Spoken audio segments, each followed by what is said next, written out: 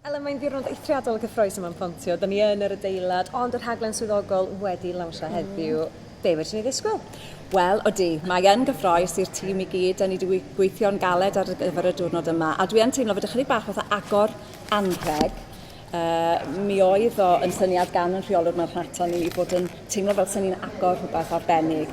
Ac wrth gwrs hefyd, da ni'n ffeindio fan hyn bod yna rediad a rhestr o ddigwyddiadau y medrwn ni roi i fyny ar y ffridge neu'r cwpwr atgoffa'n hunain bod y digwyddiadau yma ymlaen. Mae 3 gofod, fel o'n i'n gweud, ac yn y rhaglen yma, da ni yn ymgeisio beth bynnag i gynnig rhywbeth yn y 3 lle ar draws y spectrwm celfyddydol, yn syrcas gyfoes, yn opera siambr, yn sioe y plant, yn ffilm wrth gwrs, yn ddrama, graddfa ganolig. Rhywbeth at dant bawb gobeithio.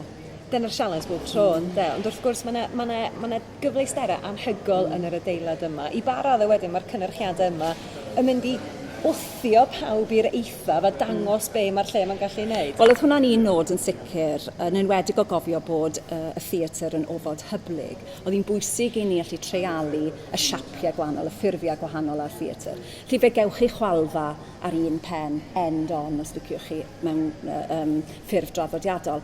Ond hefo tipping point sydd yn ddarn o syrcas newydd, mi fydd hwnna mewn cylch fydd y gynulleidfa'n amgylchynu'r hyn sy'n digwydd. Felly hefyd, efo No Fit State Circus yn gweithio efo plant lleol. Mi fydd y gig Hugh Stevens a gig Tsunami yr Eira a Cywys Gwynedd Cyndolig rheini yn gig sefyll. Felly mae'r newid yma yn y ffurf yn y theatr yn mynd i gynnig profiad gwahanol a hefyd yn cynnig rhywbeth i gynulleidfaoedd gwahanol. A'r adeilad yn profi bod o'n hyblyg iawn. I ba raddau mae'r rhaglen hefyd yn gorfod bod yn hyblyg yn hynny o beth? Mae'n gorfod bod yn hyblyg. Mae'n gorfod cynnig gwahanol mathau o ceisio ateb gofynion gwahanol bobl. Chi'n bod enghraifft, mae gyda ni yn y Brifysgol ganolfan meddwl ofalgar, mindfulness, a wedyn mae yna opera siambr, mindfulness lost in thought. Chi'n bod ni'n gwybod bod yna gynulleidfa'n fanno efallai ar gyfer rhywbeth chydig bach mwy arbrofol. Yn yr un ffordd, mae yna sylw, mae yna arbenigedd o fewn y Brifysgol y maes dementia. Felly mae gyda ni noson arbennig yn cael ei gadeirio gan Betty George sy'n edrych ar y gwaith a perthynas rhwng y celfyddydau a dementia, pa mor bwysig ydy'r celfyddydau yn y maes yma. Felly mae yna gysylltiad efo'r Brifysgol wrth gwrs o ran yr arlwy, ond mae yna hefyd wthio ffiniau a tynnu cynnyrchiadau i mewn sydd yn adlewyrchu y datblygiadau sydd yn maes theatr ac yn maes yn enwedig yn maes syrcas newydd yn y Deyrnas Unedig heddiw.